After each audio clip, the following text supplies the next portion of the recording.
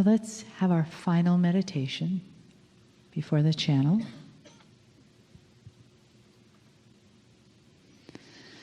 So coming back into that place.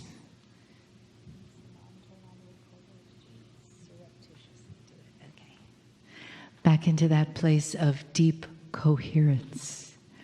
So bringing your hands to your heart center. Breathing into that place. So easy now. You have a cellular memory of that, don't you? Just slip right into that place. Body says yes, mind says yes, spirit says, oh boy. So take a breath into your heart. Feel the compassion that you have for yourself as being.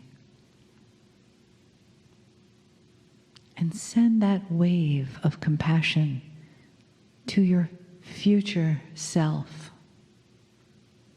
so that when you get there, you'll know who you are.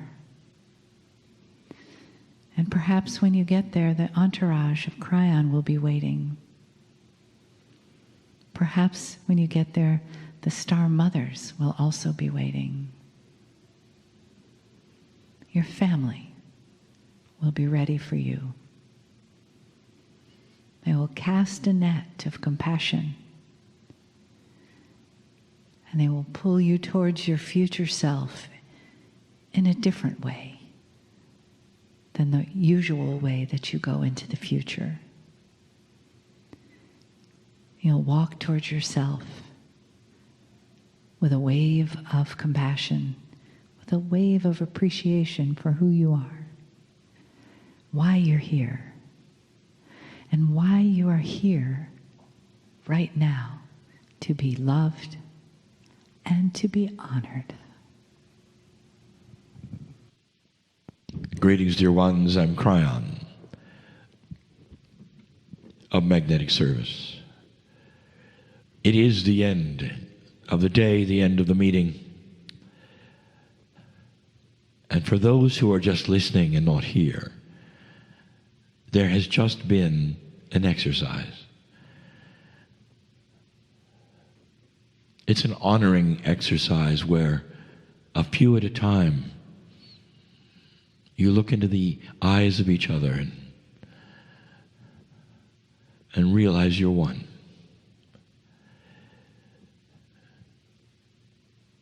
There will be those you never see before, never see again. You come and you go. It's so common in life, in these meetings. But this time, you've made a connection. It's almost like saying, the God in me is the same one in you, and I honor that. And wherever you go, that connection remains.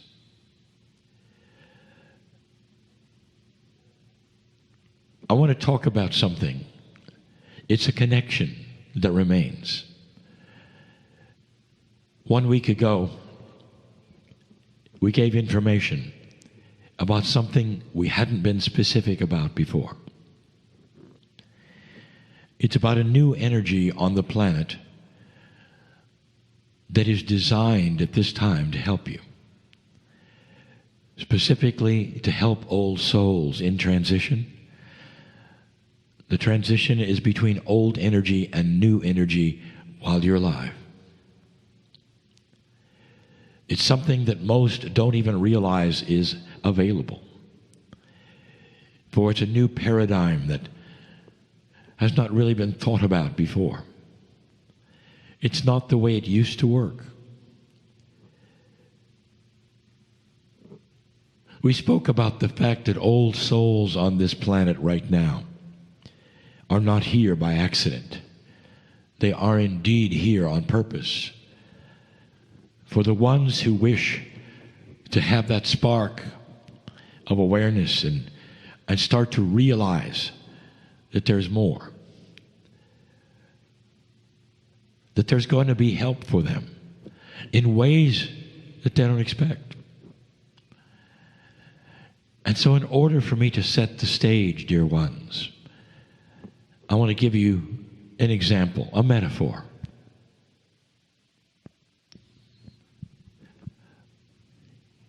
Let's say you're a parent, a mom or dad, both, in a situation where you have a child or two, and right from the beginning, let's say in this metaphor, they have intelligence and free will. And they can do whatever they want in that free will, and they choose to leave and be on their own. They look around and say, I can handle this, I can do these things. I really don't need my parents for these things. For I'm a young person. I can be with other young people, and we can figure everything out we need. And off they go. This is not all that uncommon to life. But this is a metaphor of the Creator of the universe. When He put you here and gave you free choice to do whatever you wanted, to find that which was precious or not. And let's say those children go for a long time. And they go and they go and they go. And there comes a time when either individually or collectively they look back and say, we messed up. We really don't have a handle on any of this. We thought we did, and we don't. It's common on the planet in everyday life for children to believe they know it all. And then they'll come to a place where they realize perhaps not. This is the metaphor for the awakening of the old soul. Right now, so many old souls on this planet, in this room, listening to this, have had that spark of awakening. And they're ready to go to another level, if you wish to call it that, another experience, another paradigm that would include those things which they now understand are there. And the question, even this day, has been asked, what do you do? What does the ordinary human being on this planet do at this point when they realize they have been in low consciousness for a very long time, that they wish so much to go to that new paradigm where they can have the Creator inside blossom in so many ways, and they have so much to learn. They want to turn a switch and make it happen, but they can't. They realize there's got to be learning and practice and all, but they don't know where to go. They just don't. And there are so many like this. We spoke today about that spark of awareness, and yesterday we talked about what happens when you realize there's something bigger. What happens when you realize you're magnificent on this planet and you're not here by accident and you're not here to suffer. And it's amazing. But what do you do? What is that next step? There are many who will fill you in and say, well, here's what you do. And they will give you the ABCs or the 1, 2, 3s or the linear practicing and all of those things they believe will take you to another paradigm. But dear ones, this is new. Back to the example. Let's say you're the parent and you get the phone call. Let's say you had 2 children, you can hear them both. And they say, Mom, Dad, we really didn't do a good job. We could use your advice. We could use your love. We could use you. There would be in another paradigm when you'd say, well, just come on home now, we'll talk about it. But that's not possible. Not in the metaphor and not in real life. And so here's what you're going to tell your kids. Mother, Father, we love you so much. Thank you for the call. Do you really want the information we have for you? We have so much. And they say, yes, we do. We love you so much. And you say to them, I want you to sit down right now. And I want you to go through those things you used to think worked and you found out did not. And quietly, I want you to dismiss every single one of them in your mind as not workable, including some of the most precious ideas you were given by people you trusted, because it didn't work. And when you're done going through that list, I want you to sit quietly. And dear child, we're going to stay on the phone with you for the rest of your life. And we're going to give you the advice we know works, one by one, situation by situation. Every time you're in trouble, we never hang up. We're always there. If you've got questions, we're always there. In addition, we're going to send you help and tools. We're going to show you how synchronicity works so you'll be in the right place at the right time and meet the right people. Dear children, stand by for a life you've only dreamed of, the one we always wanted to give you. But now that you've had free choice to give us the phone call, we have permission to work with you like we've never worked with you before. If you're in that place right now, I'm telling you, you've just made a phone call. There is new energy that has been waiting for that call. Every call is different. Not every call says help. Not every call says I messed up. Some of them just say, I am ready for the next paradigm. I feel it here. I've had the spark and I'm ready. Every human is different in their lives, but I'll tell you, the intent that you give starts something what you would call a ball rolling, where you start to receive intuitive help. And you don't know where it's coming from. And some of it is so stellar, and you feel it. It's not like the standard intuition that seems to flit around and you don't really know whether you heard it or not. It stays. And you know it's speaking to you. It's got your name on it. You may ask, well, what's next? What do I do? What are the steps? And your intuition is going to say, go here. And you'll say, well, what about after that? And your intuition will say, there is no after that. That's the new paradigm, day at a time. And some of you will object. And you'll object because they say, that's uncomfortable for me. I need to know what's after that.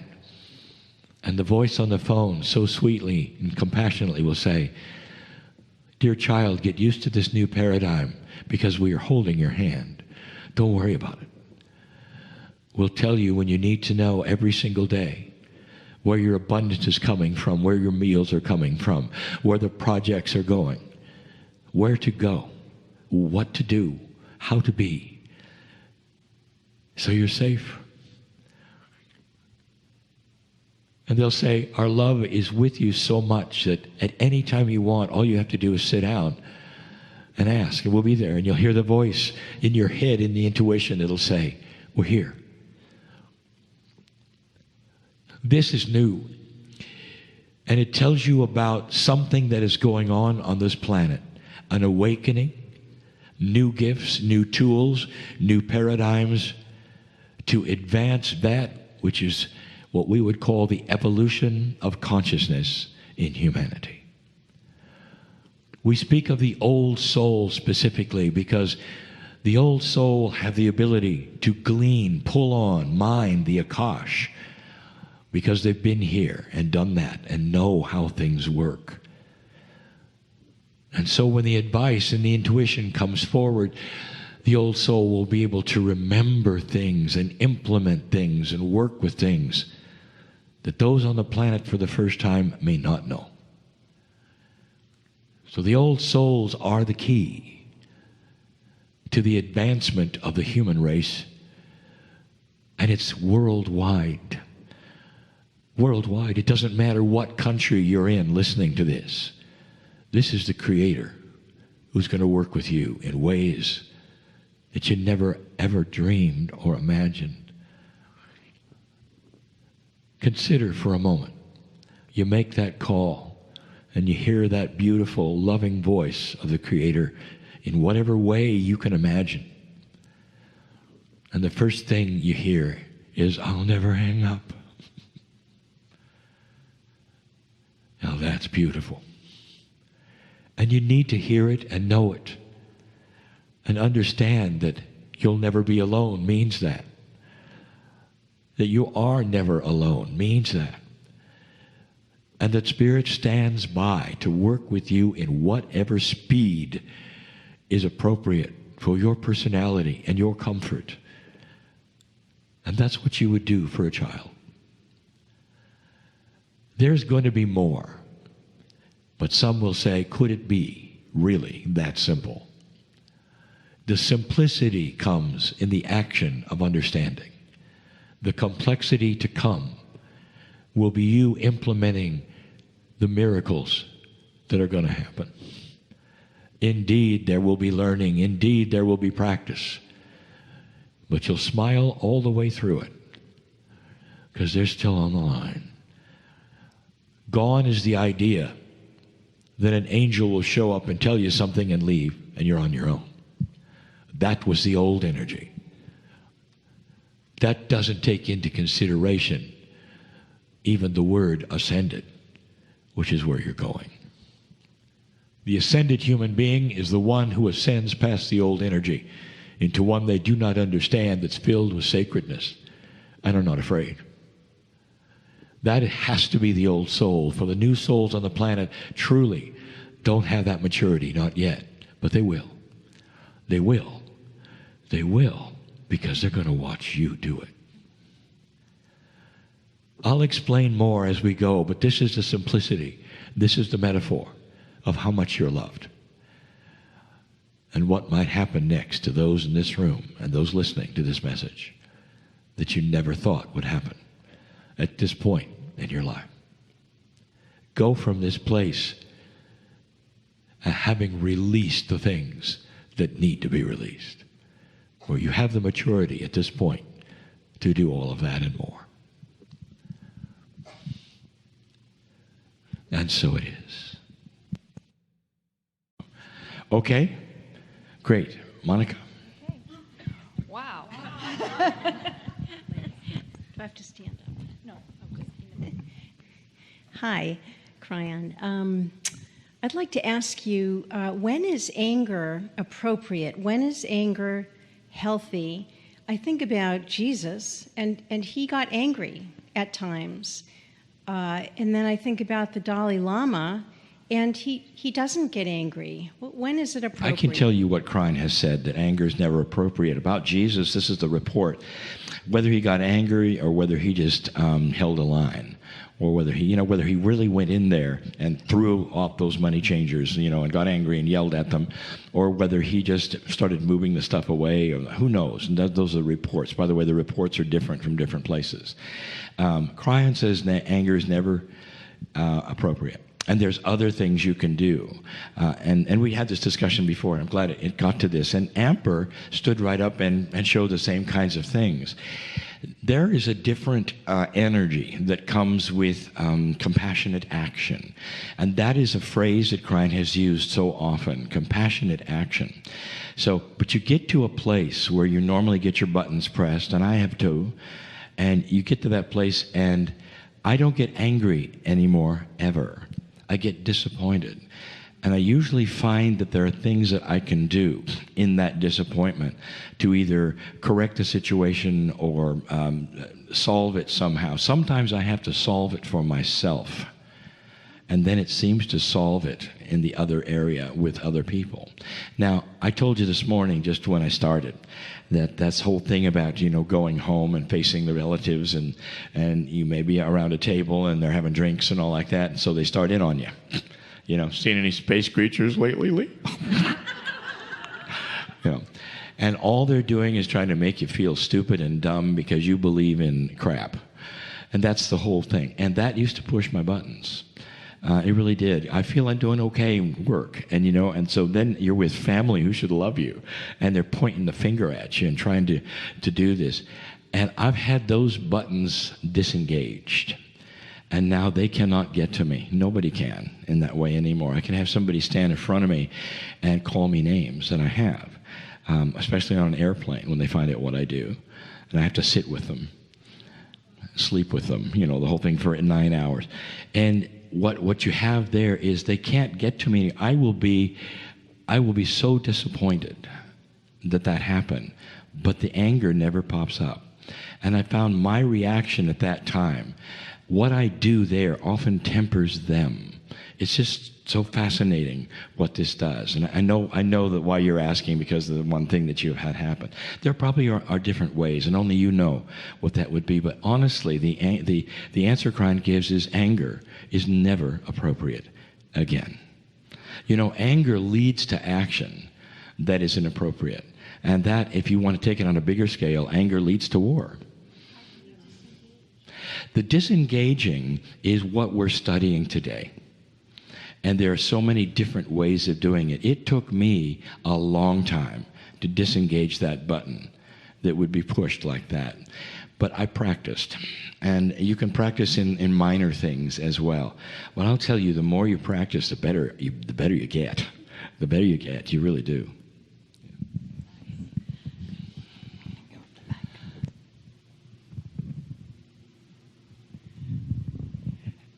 I was wondering if you could talk a little bit about the crystalline grid and how it might be, and why it might be stronger in some places on the planet than others, and how it might have to do with crop circles. I will answer that was 2 questions. And that higher self of yours was the one who asked about the crop circles. I want to do the crystalline grid. And I'm going to then tell you the other part of this. If you weren't here yesterday, or if you didn't understand it, Monica is such a strong part of the team now, because she is an archivist. She remembers so much, and we work on these things together. And you just hit an interesting nerve it's a good one, because we are preparing for another free television show you don't know about. We build these television shows, and then when we're finished and they're produced and nobody knows we've done them, then we'll put them out for free. So we're about ready to build one. It's all going to be about the energy systems of the planet, and one of them is the crystalline grid. And so we'll tell you, and it's obvious. You watch my site, you'll find out when these things are available. So I'm going to ask her to chime in here on a few things. Specifically, the crystalline grid. Kryon has said that there are several grids of the planet. Monica, why don't you go ahead from here, and then I'll take it from you after you. Kryon describes 3 main energy grids. There are more, there's several, and there are people that dedicate their lives to studying ley lines and portals and earth energies. But what Kryon refers to are the 3 main energy grids. The first is magnetic. Obvious, Kryon's the magnetic master. Kryon describes the magnetic grid as the grid of communication. So all the planets have magnetics, and interestingly, he describes our DNA as having, how would you describe It's a field. A field, yep, where the magnetics interplay and talk to our DNA. So this is how you have the mechanisms of communication through magnetics, which also links to astrologers and how astrology and astrological readings directly influence and impact your DNA. Then the other grid is the consciousness of Gaia, called the Gaia grid. This is the life force of Gaia. This is when shamans, they have personalities of mountains, the trees, talk to people, you go into a forest, the personalities you have of the pets, the interaction with elephants and how they interact with humans, and then the dolphins and the whales. So this is the Gaia grid, the sentience of the planet. And then the third grid is the crystalline grid. And the crystalline grid remembers human consciousness, energy, and action. It's all recorded, and it links to the cave of creation. You want to talk about the cave of creation? The Lee? cave of creation is something, it's mysterious to most people. I'll get back to the crystalline grid, I promise. The cave of creation, Kryon says, is where it's a place that's metaphoric, and yet it exists. And that's an oxymoron in itself. And he says that's where all of the, he'll call it the crystals that hold your Akashic record for the planet reside. There's two places where that happens, and I'll get to the second one in a moment. And there's a reason for that, because he says, metaphorically, when we pass over, we go and leave all of those memories of what we've done on the planet at that place, and then go to the other side, or whatever happens later. And then when we come back in and we're reincarnated, it's the first place we go is to pick them up again.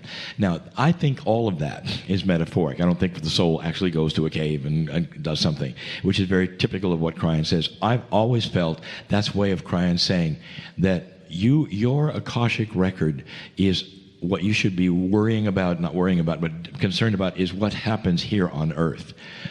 I've heard many people say, well, the intellectuals are going to go, well, where did the souls come from before they were here, and there's more now than there were there before. That means that we're probably on other planets. The answer was yes. So do we have an extraplanetary Akash? And the answer is yes. Well, wouldn't they be in our Akash now? And Kryon says, don't go there. We have got to work with our planet, our lives, what we've experienced on this planet. And so that's why that cave of creation only has what you did here. The other thing that's very interesting to me is the second place where the Akash is held. Anybody want to tell it? The whales of the planet. And that was shocking when he said, I never expected that. It's a living Akash. Now we have the reason why whales are protected by almost every country that don't even have seas. There's agreements. And it's cetaceans, so yeah, whales it's and the cetaceans. dolphins. Did you know that dolphins are whales? Right. And so when we talk about dolphins and whales, it's the dolphins as well. They all have that. I could tell you about some amazing things that have happened with us and dolphins that just yell that they know who we are. But that's the cave of creation. But back to the crystalline grid, which is so much fun for me, because first of all, the name crystalline grid has to mean something. Again, metaphors are important. So what do we know about crystals? I mean, what really sets them apart? They have memory. They hold vibration. And they really do, and scientifically they do. And so, I mean, they're even used in electronics because of that. And so we have that metaphor. Well, what vibration then are they holding? And what she said is correct. They hold what has happened with consciousness at several places, any place that anything has happened on the earth. Now, there's reasons for that, but let me tell you what has happened so far in an old energy. Let's demonstrate that so that you'll all know what I'm talking about, so it doesn't sound too airy-fairy. When a sensitive goes into a battlefield, and you know there's a lot of them around, and feels something, and they say, I think that there was a lot of death here, and they may even sense one in particular. And that's very common for a sensitive to happen. So here's my scientific question. How? Where does that come from?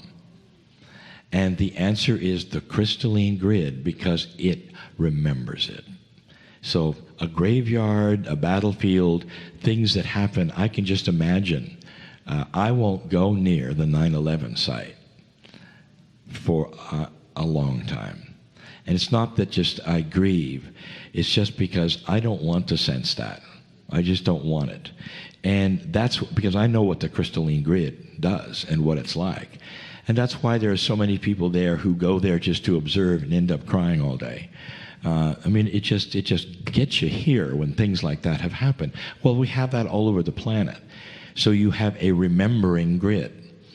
Now, the fun parts of that, it starts to help explain hauntings. Now, not ghosts and poltergeists and all that, but hauntings, where you'll have the same thing happen at a certain time, and you can count on it. When you can hear them come down the stairs, and and there's creaking of this and that, and they'll say the place is haunted, and it is. But the crystalline grid is that which is remembering. It's almost like playing a tape, over and over and over. So instead of entities being involved and ghosts being there, you've got the crystalline grid. So if something happened, like a murder or whatever, that's the memory is there. That's how powerful the crystalline grid is. Now, there are variations of it all over the planet, but I can't tell you about variations of just the crystalline because when the variations happen, they affect all of the grids that she's talked about. Magnetics are affected, the Gaia grid is involved. Kryon gave a channel in Ireland and talked about the absence of the crystalline grid. So here you have pure Gaia energy only coming up. And in fact, the airport in Cork have had the magnetics shift and change, and they've had to move their runway positions because they're on a... Runway numbers. The runway numbers, because they're on a compass heading for the magnetics that affect that. So there's... all those anomalies that you see are results of the interplay. Of the crystalline and all the others. And here's where it really gets interesting to me.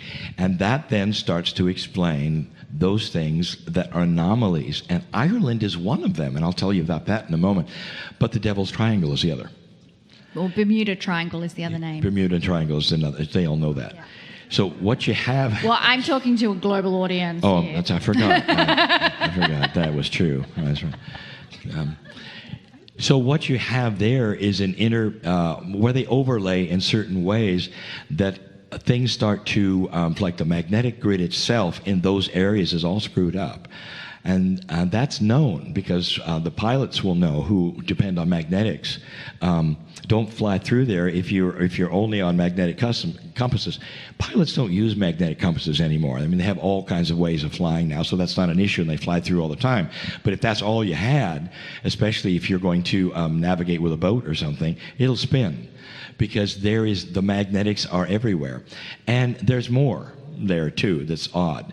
Well, this anomaly, and I know I'm taking a lot of time, but this anomaly in Ireland is so much fun because without the crystalline and the absence of so many and the Gaia grid being so strong, suddenly you have apparitions that appear that are multidimensional that we've been seeing for hundreds of years, the little people. And I thought that was just a tradition. I thought that was just fun in Ireland. And then I find out the government, has laws that you can't touch a fairy tree, and they know about these things, and it's been with them so long that it's not a joke to any of them. So in Ireland, they expect to have little people. What the little people are, Kryon says, is what you're seeing is multidimensional. What we'll call them, benevolent energies. We can't make heads or tails out of it, but our brain then interprets it as a very friendly, small person who won't harm you and does little tricks and you can talk to, and that's been the way it has been now for, as I say, hundreds of years. All related to the crystalline grid and the other grids that interface each other. So that's the program that we're actually going to do. Anyway. And I want to just back up more to the crystalline grid because we have to understand the purpose of all of this. Thank you for that. Why even have it? Kryon describes us as being the only planet of free choice within our galaxy at this point in time. So we are going through a test of consciousness. Where will humanity take its collective consciousness with free choice? And if you're going to have a test like that, you need to have a way of measuring it. And this is where the crystalline grid comes into play because it measures and holds vibration of our consciousness. And you may have heard the term, the harmonic convergence. This was in reference to a synchronized global meditation event that was in 1987, and there was a collective poll taken of the consciousness. I don't know who's maybe I think it's God taking the poll. We don't know. We didn't get this story from Kryon in that detail, but it's a collective consciousness, the poll of humanity at that point. We were headed for Armageddon. Everything was lining up for a nuclear war that would almost terminate life on Earth. From that poll, the collective consciousness was that we wanted to stay on the planet and move towards love and compassion. This is what the reason that Kryon came in 1989. If that decision hadn't been that way in 87, we would not have had Kryon come in at 89. We probably wouldn't have had the fall of the Berlin Wall in 1989. There are many, many channelers that got their gifts in 1989. So it's all in the lead up to the shift, and it has come from the measurement of that crystalline grid. Now, what Kryon has said post-2012 is that year 2013 in particular was described as the year of recalibration. So if you've been one way for such a long time and then you move into a new energy, you have to recalibrate it. And so the light-dark quotient on that crystalline grid has also been recalibrated. Now, what does that crystalline grid mean for us? Every single human baby being born onto the planet communicates with that vibration of the crystalline grid. There is a difference in the vibration of that grid. You can track it. When the indigo children started to come in, it was a different measurement from before. I'm sure we're going to start seeing babies born after 2012, very different attributes again, because they're picking up the light-dark quotient and vibration from the grid that's being broadcast at birth, which affects their DNA. So what that means is that instead of a grid that only remembers battlefields, a sensitive may walk around and go, wow, and realize that a birth had happened there, or two people had kneeled and promised their love to each other there, or a treaty was signed there, or something. In other words, the remembrances are going to start changing from negative to positive. Yeah. Okay, I think our next question. Hi, I would like to ask, because I come from Iceland, and now I live in Denmark, and when I come to Iceland, I always feel the energy is very different as where it is in Denmark, for example. And I've been wondering, there was this meeting many years ago with Gorbachev and Reagan. Iceland being... That was the Reykjavik's. Yes, it was in Reykjavik. And I have been thinking, there had never been a war in Iceland.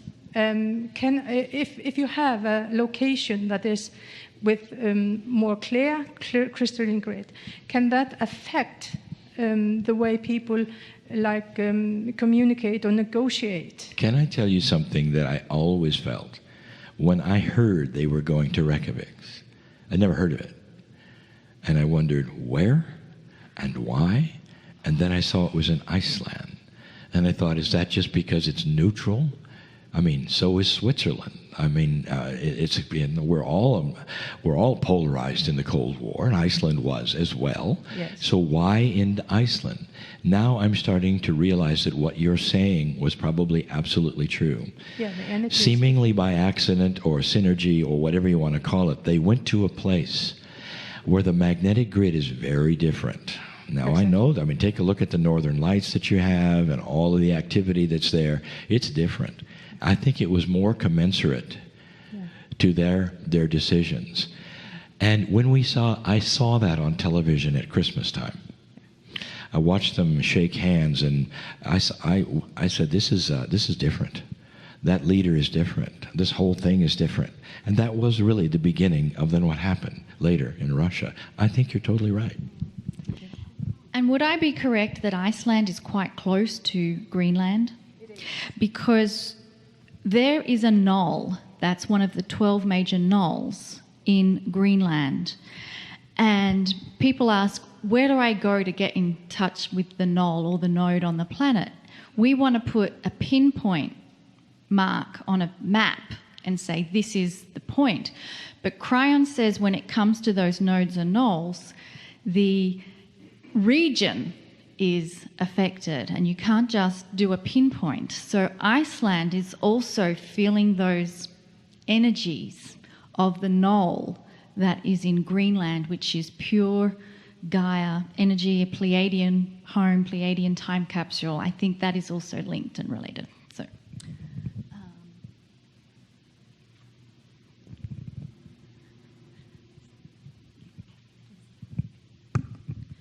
Thank you.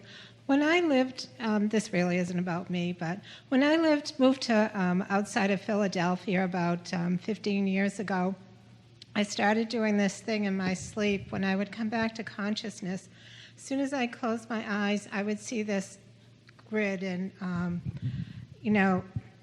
electronic. It was just a grid up there, and it would be all these fabulous bright colors. And the whole time I lived outside of Philadelphia, I saw that every time I closed my eyes. And then I traveled around the world a lot, and a few places I would see it. But I think that I was connecting to the crystalline grid there, but it's like, why was it there and I don't connect to that every place else? In your particular case, I don't give readings, but it had nothing to do with the crystalline grid. It had everything to do with you. You're not the only person in this room who sees that. John sees that. He sees it just like you do. In fact, we had that conversation, and it sounded like you were talking about the very identical thing. This is about the consciousness at the time for you, when it's right, what you're seeing. It's really almost like spirit signaling things to you. So we all need the validations and the verifications. In that particular case, and in John's case, it doesn't have anything to do with the crystalline grid. These are messages for you in a way that you can understand, or at least question and make something out of it. Pay attention to the colors.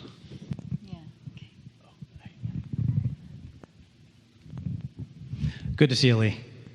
A number of years ago, you were given the option to take your relationship with Kryon up a notch. And I was wondering if you could explain what it might be like on a daily basis, briefly, on how you two are actually merged. This was a story that I've told before, and it's a funny story to me because it just shouts human nature, which I'm very much a part of, and the increase in the evolution of human nature, which I'm a part of. It was some years ago, and we're doing meetings everywhere, and much the same as we are now.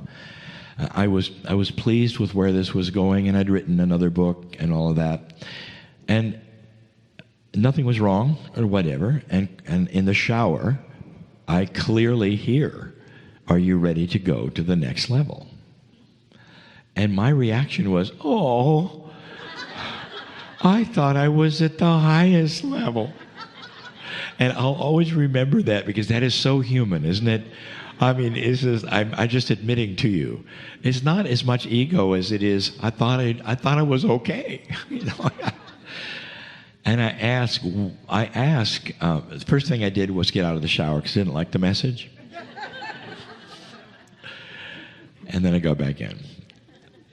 And I asked, and the intuition came, and Kryon said, I said, "And so what is the next level?" And he says, "You're playing church with me." And I said, "What does that mean?" And he says, "You're sitting down in the chair and you show up, you dress for it." I do. And then when you leave, I'm not there until the next time you sit in the chair, and then you channel, and that's when everybody expects Kryon. And he says, "It really ought to be 24/7. I never considered I was playing church with Kryon. That never occurred to me. And then I said, "Okay, what does it mean?" And he said, "Give intent." Now, I like this because he didn't say, "Well, here are the stairs to climb and here are the courses to take." And I say, "After intent," and he says, "Things will change."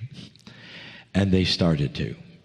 And the things that changed the most for me, I didn't expect. Going to the next level sounds like you've got to work harder, that there's stuff coming that you've got to then prepare for. I had no idea what he was asking me to do was to step into the love of God in a way I'd never, ever considered.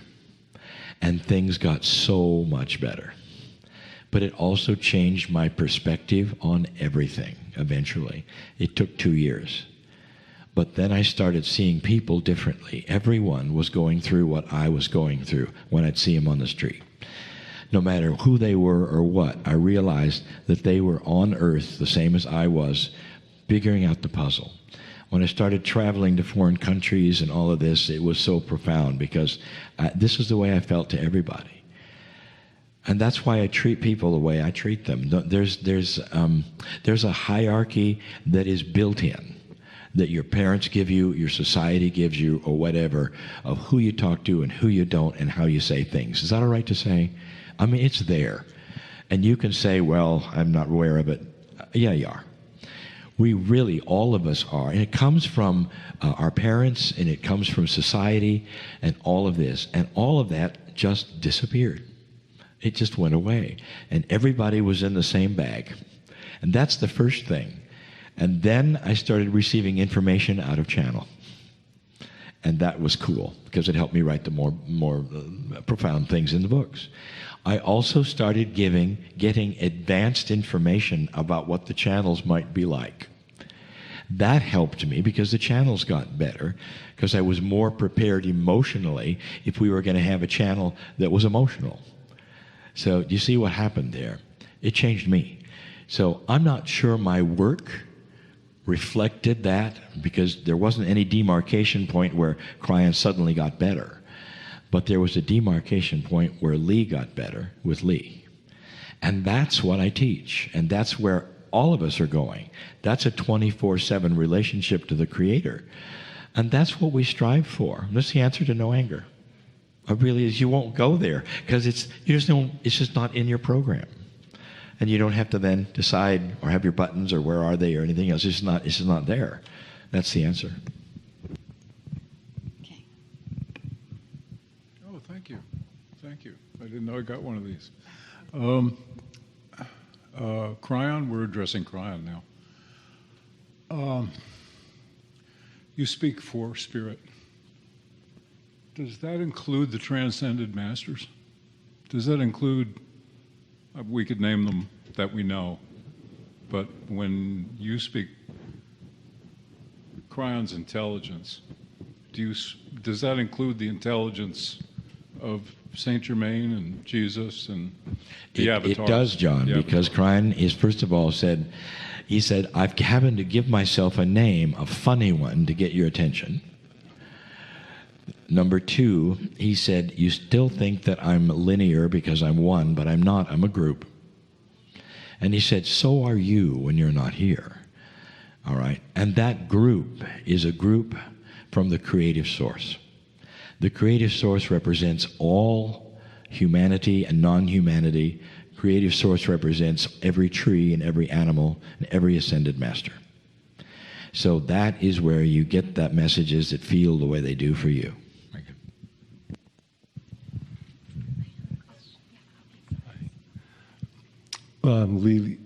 Lately, Kryon's been saying about to release and to suppress the conditioning that us light workers grew up with. And I love the idea of releasing, and I recoil at the concept of to suppress, because I want to release it. I want it, I want it in the past behind me. And I just... Can I tell you why the word was used? When I channel, I get insight as to the language that I'm given. Sometimes that language, I trip over my tongue while I'm channeling because I want to use one word and another one pops in. That's part of a smooth channel, is learning these kinds of things.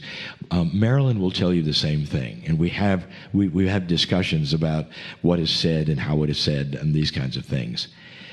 Releasing is a concept that is a high concept. It is not something that people can do. Releasing the baggage that you might have or whatever is the answer. Suppressing may be the first step and more understandable to people who are just hearing this for the first time. I agree. Release is the solution. But it's much more difficult for somebody who's never heard this before, and suddenly they realize this, and they say, release it. They have no idea what to do. Suppressing, that is something we understand better. That's why the word was used. And so maybe a little more insight as to what I go through. Sometimes I'll be editing these channels, and I say to Kryon, you could have said it better. And then I realized later maybe there was a purpose behind the tongue tangling. Thank you. My question is very easy. I don't know for you. For Kryon, maybe it's very good. What do you think about Area 51? I always very curious about that. Everybody is. There was the necklace. Everybody is, and Kryon won't talk about it. Because that's not a metaphysical axiom about a creation or anything. It doesn't teach us anything at all. It's just a mystery we have that is part of our karma. We created it. So whether it's real or not, he doesn't talk about conspiracies. He doesn't. That's our karma. If we want to believe crazy stuff, we can. And any of these things, he never comments on any of those things. Isn't that interesting? Now, he does comment a lot on ETs, so it's probably very real.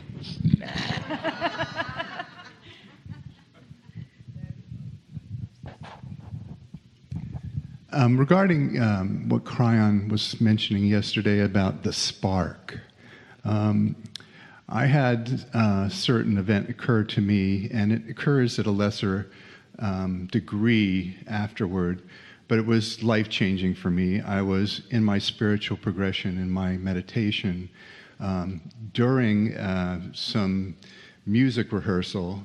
I had this love just rush into my being, love and joy to a degree that it brought tears to my eyes, that it was just something that I experienced that I could not fathom the degree of love. And I felt it was from the creative source and not just my higher spiritual self. I'm not sure if that was the spark. It didn't feel like a spark. I didn't see a lot of the light of the music. However, it was life-changing, and for me, I kind of felt bad because I judged others in the past that had, they said they were saved by Jesus or something. I'm going to leave that, every person up to their own way. That's a spark. That's a spark. That is a spark. It's perhaps a spark that has a doctrine with it that we might not agree with in its total, but that was a spark. That was a realization of the love of God touching that person. You had it during music. Yes. That's why. Because I have heard this also from artists, that there is something beautiful that will trigger that very feeling that you've said. Now, sparks happen in degrees, and Kryon didn't get into that. So there are, I wouldn't call them lesser sparks, but there's not the same experience, but it's still a spark. And it's what you do with it at that point in time that really is, whether it changes your life forever or whether you just go and say, I had this great experience and the love was fine, let's go have a beer. Or whether you do something with it that's different and it changes your life. That's the kind of spark that Kryon was talking about in Channel. But yeah, and the answer is you experienced it. And I want to really say that I have watched those come to the altar in Christian churches and be changed absolutely forever. You can't throw that away just because you don't belong to their church or believe in their doctrine. They were touched by the love of God to such a degree, they cleaned up everything and went a whole new direction. That's a spark.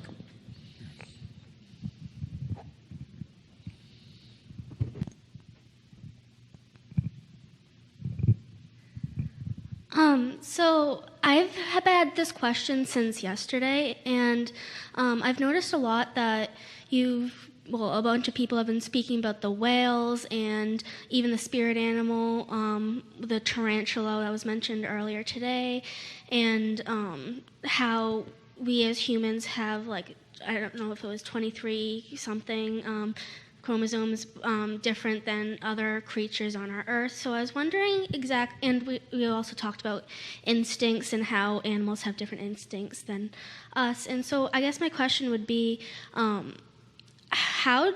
what are animals like? What are their purpose here, and how do they differ from us human beings on Earth?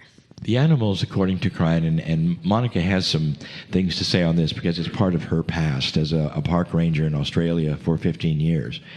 The animals here in completely and total support for humanity. They're part of this planet, and some of them are here to love us. And there is such a profound relationship between humans and animals. And when you take a look at them a whole different way, that thing that happened to me in the shower, that meld, changed how I looked at every animal. They're here with us and for us and support of us. And so then we get to talking about, for instance, the ones you even mentioned, about the whales and the dolphins. And we're starting to see more and more metaphors about the animals. That was interesting about the tarantula. I think that is because of the other channel that Kryon gave, where he said, it's time for you to reconnect yourself to Earth. He said, you lost that completely. No church that you can think of that is a main church in the West has connected itself with Gaia. We threw it away completely. But the indigenous did not. They still do, and we have to reconnect that. That means the animals. And that's the easy, probably animals first, because they're mammals, most of them. And so you can see we can relate to that rather than the tree hugger who's the one who relates to the actual dirt of the earth. That's a little harder, but the animals, yeah. So we're starting to see a lot more, I think, of those kinds of things. And then I also love the influence of the indigenous is more powerful now in America, I think, than it's ever been before. People are starting to listen and understand and seek out shaman elders. And as just, it used to be a trek to India. You had to have that. Now we're realizing it's in our backyard. And it's there. It really is. And they can sit down with you and explain why they would start every ceremony with a honoring of the East and the West and the North and the South and go from there. There's an alliance with the planet that helps everything we're trying to do as light workers. Can I just tell you for a minute, and that's the answer, but the thing that, that Kryon gave that was so profound when we were on the Azores, and he was talking about the dolphins, because we just have another dolphin experience, because we have a lot of dolphin experiences. So we're on a boat, and it happens to be a whale watching boat, and we did see a whale, blue whale, a huge whale, but the dolphins were there.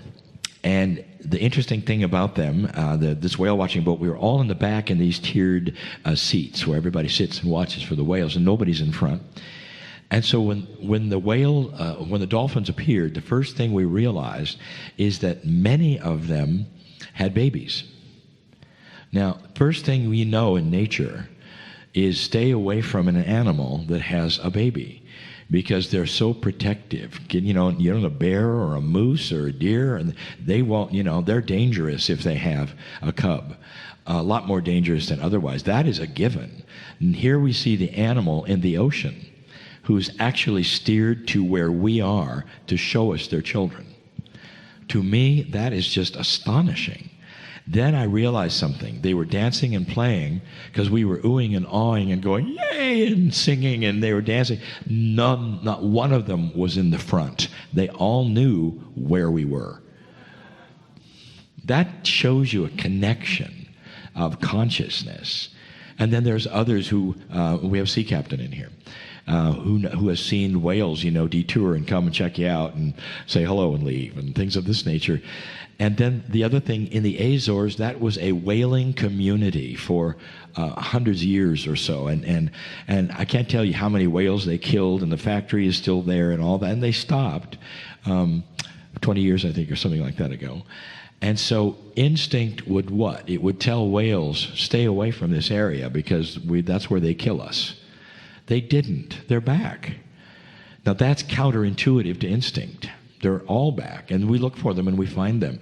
That's also a consciousness connection to humans. We're saying it's safe now. We want to see you now. And they're there. These are mysterious things, but they're not mysterious if you understand the power of consciousness. Sorry. I'm going to get you in the green shirt. Thank you. Thank you, Lee, so much for your work. My question is, what does Kryon say is the most powerful thing you can do to change your life, others, and the environment around us? You're not going to believe the answer, because it's so simple. And he's only started using this since 2012. He says the metaphor is stop the car, sit down and be loved. You got to clear the boards of everything you believe and think and everything that anybody has told you that you must do or must not do, including me. And Kryon says, you got to sit and be loved. And the result of that, stopping the car, may actually mean you got to clear the boards of your life. You've got to find a few hours or something where you won't do anything. And you go out and just sit down and open your hands. And when you do that, Kryon says, that's when you start getting information that'll answer every question you have. Because that's the new energy. Now, that is not what we've been told in the past. We were told, well, there's got to be something more.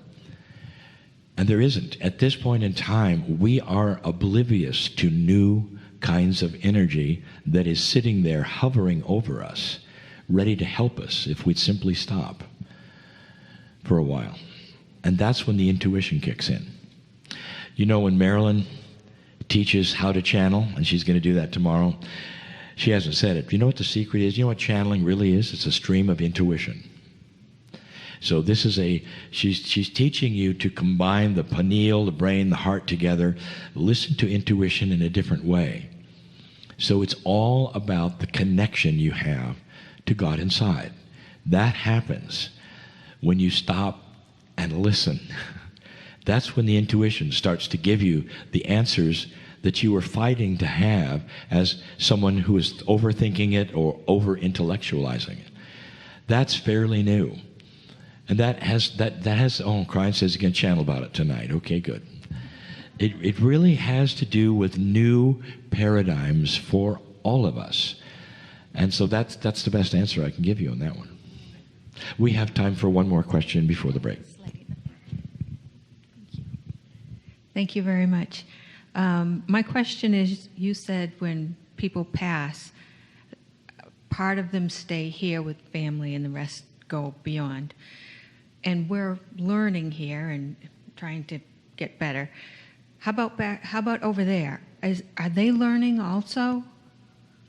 That's my question. No. You're, when you say over there, we are talking about that which we will call God. All right. They are learning in other places, maybe even dimensionally, but that's not what we're talking about. We're talking about the creative source, which we understand to be Spirit and God. The information, is there a specific channel that you can remember or not that would, because he's done a number of them about soul splitting?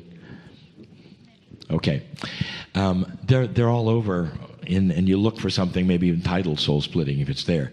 Kryon wants to tell us that the paradigm we have always had is one that's so understandable because we're linear. We have one body, and we look in the mirror, and there's one face and one name, and that's how we go through life, and we're specifically us or nobody else. But souls are not. Souls are not linear. They're not earthly creatures. They're not corporeal. They're multidimensional. And in a multidimensional way, the paradigm is completely different of existence. When we pray to God, if you have a billion people all giving their prayer together, you don't ever think about how can God listen. That's just not even on your mind. It's assumed. God can hear them all at once. That's the example of a multidimensional attribute. So now you have a soul that's you, but it doesn't have your name on it. That's the name you had as a human. It's got another name on it. That's the original name that you had that encompasses a lot more than you ever thought. It's your higher self, it's your personality, your consciousness, why you're here, and it contains all the information of who you were and all of that. The Akash is not carried in your soul, it's carried in the cave of creation. What's carried in the soul is so much greater, Kryon says. And the purpose of what I'm going to tell you, he says, part of it splits when you pass. And that multidimensional thing that can listen to 1 billion people at the same time, part of it goes to those who are left. And whether it's your kids, or whether it's your friends, or whether it's your significant other, so that when you pass, they will feel you and know that you're still here in some way. Now, we are talked out of that in such a significant way that people will grieve all their lives not understanding that we're there. Kryon has given this wonderful example of those who loved and lost are standing right next to you while you're grieving and on your knees, and they're trying to get a hold of you. And they're saying, look, I'm here, I'll put my arm around you if you'll just believe it. And that's profound, isn't it? And then there's more. You reincarnate. Okay, how do you stay with your kids when you reincarnate? And the answer is yes. It's a multidimensional puzzle we can't figure out because we don't understand those non-linear things. A soul is a soul, it's your soul, it's your forever, it goes here, it goes there, it gets punished over here, whatever. None of that is accurate. We have to start thinking bigger about those kinds of things. And the bigger we think, and the more Kryon talks about it, the grander it is. I mean, it's when I first heard that, I said, this makes total sense. And isn't it a beautiful system to have your soul stick around and help the ones who are grieving the fact that you died? And I just love that. And so there's a lot more. And it's again, there's been a number of channels on it that have lasted a long time. So I'm just, touching the surface. But it's a good question. And thank you for that, because it's something that Kryon is very much wanting us to know. All right. I have a request. I'm going to take a break. I'm not available for questions. I know how this works, because as soon as we break, there's a number of people who did not get their questions asked who will race over to the table and ask me questions. I'm not available. All right? I'm sorry, but I have to take a break. But I will tell you there are resources on the Kryon website. There is a question and answer section. Back in the day where Lee only did about 10 channels a year, and he actually would answer questions to Kryon. So that is still available. There's also videos that he has done on question and answers, and there's many sessions like this with beautiful people like yourself that's been posted as well. So you may want to consult those resources as well. And thank you so much for contributing.